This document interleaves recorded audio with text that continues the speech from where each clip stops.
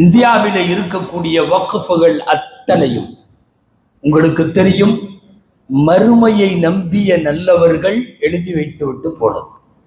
மறுமையை நம்பாதவன் வக்ஃப் செய்ய மாட்டான். நான் ஒரு பள்ளிவாசலுக்கு, ஒரு மதரசாவுக்கு, ஒரு எத்தீம் காடாவுக்கு, ஒரு மார்க்க காரியத்துக்கு, ஒரு பைத்துல் மாலுக்கு என்ன சொத்தை எழுதி வைக்கிறேன்னா என்ன அர்த்தம் தெரியுமா? நாளை மறுமையில் அல்லாஹ் எனக்கு ஏதாவது இதற்கு தவாபு தருவான். யாருக்கு மறுமை நம்பிக்கை இருக்கிறதோ அவர்கள் தான் வக்ஃப் செய்தார்கள். மறுமை நம்பிக்கை இல்லாதவன் வக்ஃப் செய்ய மாட்டான். தன்னுடைய மனைவிக்கும் மக்களுக்கும் எழுதி வைத்து விட்டு போவான்.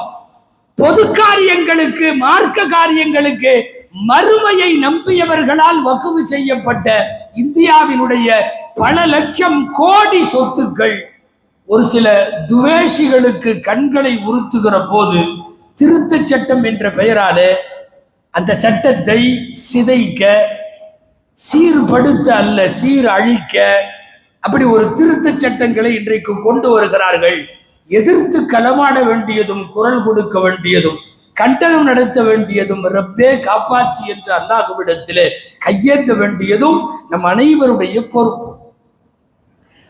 மரணத்திற்கு பின்னால் ஏதாவது கிடைக்கும் என்றுதான் வக்ஃபுகள் எழுதி வைத்தார்கள்.